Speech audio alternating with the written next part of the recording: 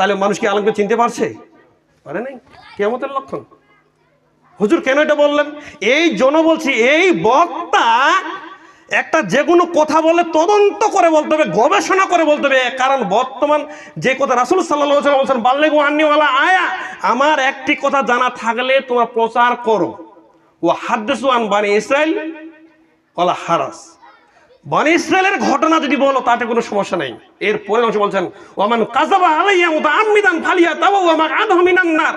তবে যদি কোনো এমন কোনো কথা বলো, ওই বক্তা তোমাকে বলেছি, যদি এমন কোনো কথা বলো যেই কথা আমার নয়, আমার নবী বলেনি, তাহলে সে যেন তার স্থান জাহান্নামে করে নিলে, বলো নাউজুবিল্লাহ।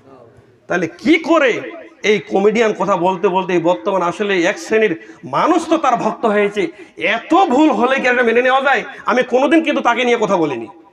কেন আজকে বললাম? আমি সাধারণত আসলে বক্তাকে নিয়ে বেশি কথা বলি না। যখন দেখি যে একবারে তিক্ত হয়ে যায়, তখন এই কথা আমার চলে আসে। কেন? এক সময় চিত্রনায়িকাদের বিভিন্ন নামকরণ করে বিভিন্ন কথাবার্তা বলা হইলো, ওটা একবার ভুল করলো। আর একবার করোনার সময় ভুল করলে বললো কি, যে যারা 5 ওয়াক্ত সালাত আদায় করে এবং ওযু করে, এই লোকের কখনো করোনা হবে না। যদি করোনা হয় তাহলে কোরআন মিথ্যা। কি কথা বলেনি? কি আপনারা শুনেছেন নাকি? এটা কত বড় একটা জাহিলিয়াত কথা। একটা মানুষের করোনা হতেই পারে, তাই বলে কোরআন মিথ্যা হয়ে যাবে? কোরআন কখনো মিথ্যা হতে পারে না। এখন একজন ব্যক্তি আপনি সালাত আদায় করছেন, ওযু করছেন, আপনার এখন যদি করোনা হয়ে থাকে, তাহলে আপনার ইমানে বলবে যে তাহলে কোরআনটা মনে হয় মিথ্যা। নাউজুবিল্লাহ। কত বড় জাহিলিয়াত কথা বলেছেন। এরপরে আরেকটা বক্তব্যে তিনি কি বলেন, ভুল, বড় ধরনের ভুল। কি বললেন? বলছে যারা জাহান্নামে যাবে এবং যারা জান্নাতে যাবে, জাহান্নামী ব্যক্তিরা কখনো জান্নাতে আসবে না। এ কথা আছে না? ভাইরাল হয়ে আছে, আপনি সার্চ দিয়েন নেটে। অথচ অনেক হাদিস রাসূল সাল্লাল্লাহু আলাইহি ওয়াসাল্লাম বলছেন, জাহান্নাম থেকে কিছু মানুষ তাদেরকে দেওয়া হবে, তারপর তাদের পাপের শাস্তি হওয়ার পর তাদেরকে সেখান থেকে নিয়ে উঠা হবে একবার আঙ্গারের মতো। আঙ্গার, হাদিসে এই কথা বলা হয়েছে। এবং বীজ থেকে যখন 2টি পাতা বের হয়, ঠিক তাদেরকে ওই জাহান্নামী ব্যক্তিকে একটা পানি রয়েছে সেখানে চুবানো হবে, তখন তার শরীরটা ওইভাবে সতেজ হয়ে যায় যেভাবে কোনো বীজ থেকে একটা গাছ বের হয়ে থাকে। বলুন সুবহানাল্লাহ। তারপর তখন তাকে জান্নাতে দেওয়া হবে। বলুন সুবহানাল্লাহ। তাহলে জাহান্নামীকে জান্নাতে দেওয়া হচ্ছে না? এই চিরস্থায়ী জাহান্নামে থাকবে কাফের মুশরিক যারা, তারা। কিন্তু মুসলমানদের মধ্যে যারা গুনাহগার হবে, কবিরা গুনাহগার হলেও কিন্তু আল্লাহ তাআলা তাদেরকে সেখান থেকে জান্নাতে দিবেন এক সময়। এটা হাদিস থেকে প্রমাণিত।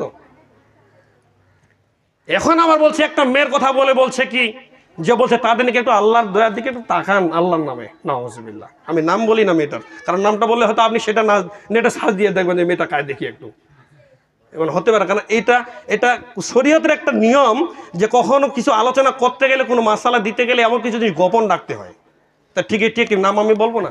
তিনি এখন বলছেন যে কি চেহারা বানিয়েছে আল্লাহ তার, তাহলে এটা কথা হতে কি? তাহলে সে দেখে আর বলছে একটু এটা সার্চ দিয়ে দেখেন তার চেহারা কতটুকু হতে পারে। নামটা বলে ফেললেন। নাউজুবিল্লাহ। একটা বক্তার মুখের কিভাবে কথা হতে পারে? আরেকটা যেটা ভুল, যেটা আমি পাইলাম এই কয়েকদিন আগে একটা লেকচারে যেটা শুনলাম, তিনি বলছেন কি, বলছেন যে আল্লাহ রাসূলকে সিনা চাক করা হয়েছে, তার কলবটা বের করে জমজম কূপ দেহেনে যে এটা ধৌত করা হয়েছে, কথা মিথ্যা। এইভাবে বললেন। নাউজুবিল্লাহ। তিনি বলছেন এটা কোনো হাদিস হতে নেই, কোনো আয়াত হতে নেই। তিনি আবার যুক্তি দিচ্ছেন যে আল্লাহ রাসূল তো নিষ্পাপ, সে তো কোনো পাপই নয়, তাহলে তার কলবকে ধৌত করার দরকারটা কি? অথচ বুখারীর হাদিস স্পষ্ট, আল্লাহ রাসূল সাল্লাল্লাহু আলাইহি ওয়াসাল্লাম বলছেন, বেশ কয়েকবার তাকে চাক করা হয়েছে, তার মধ্যে একবার বলছেন আমার সিনাকে চাক করে ফাফা রাজা বলা হয়েছে, আমার সিনাকে ফেলে দেওয়া হলো, তারপর তার কলবটাকে বের করে একটা বাটিতে রাখা হলো, জমজম কুয়ের পানি দ্বারা সেটাকে ধৌত করা হলো। কেন? আমার অন্তরটা যেন পরিষ্কার হয়ে যায়। বলেন সুবহানাল্লাহ। তা আল্লাহর নবীটা বুখারীর হাদিস বললেন, আর ওই জাহেল বক্তা বলছে, আমির হামজা বলছে যে এটা কোনো হাদিস হতে নেই, কোরআনে নেই। তাহলে ও কি হাদিস পড়ে? ও তো হাদিসেই পড়ে না। আর সেই বক্তার পিছনে মানুষ ছুটে একবারে হয়রান, শত শত। তাহলে মানুষ এখন পর্যন্ত আলেমকে চিনতে পারেনি। আল্লাহ তাআলা আমাদেরকে ক্ষমা করুন। সাল্লাল্লাহু আলাইহি ওয়াসাল্লাম। মুসলিম একরাম, আরো বেশ কয়েকটি ভুল রয়েছে এই আমির হামজার, কিন্তু এই মুহূর্তে আমার স্মরণ হচ্ছে না। আমি শুধু বলতে চাচ্ছি, তুমি একটু যে কথাগুলো বলবে এই সমাজে শরীয়তের মধ্য থেকে এটাকে যাচাই বাছাই করো। মানে আল্লাহ বলেছেন, মান কাযাবা আলাইয়া মুতাআম্মিদান ফালিয়াতাবাওয়া মাকআদাহু মিনান নার। যদি এমন কোনো কথা বলো যেই কথাটা যদি আল্লাহর নবী না হয় থাকে, শরীয়ত না হয় থাকে, তাহলে তোমার স্থান হচ্ছে জাহান্নাম। এটা আল্লাহ নবী বলেছে, এটা আমার কথা নয়। অতএব শরীয়তে কোনো কথা বলতে গিয়ে অবশ্যই যাচাই বাছাই করেই বলতে হবে। এমনি হুমশি খেয়ে বলবেন যেটা সমাজে চালু রয়েছে, তাহলে এটা কখনো ঠিক হবে না। এখন জোহরের সালাত ফরজ কয় রাকাত বলেন তো?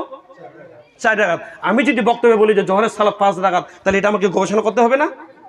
নইলে তো আমার উপরে হামলা আসতে পারে। তো এখন নয় আপনি যা ইচ্ছা তাই শরীয়তে বলতে পারছেন। একটা হিন্দুও বলছে, একটা খ্রিস্টানও বলছে, একটা নাস্তিকও বলছে, আপনি মুসলমান দাবি করে আপনিও যা কিছু বলার নেই আপনার অধিকার আছে বলছেন, তাই বলে শরীয়তের সামনে রেখে বলবেন না? বলা উচিত ছিল। আল্লাহ আপনাকে হেদায়েত দান করুন। আল্লাহু আমিন।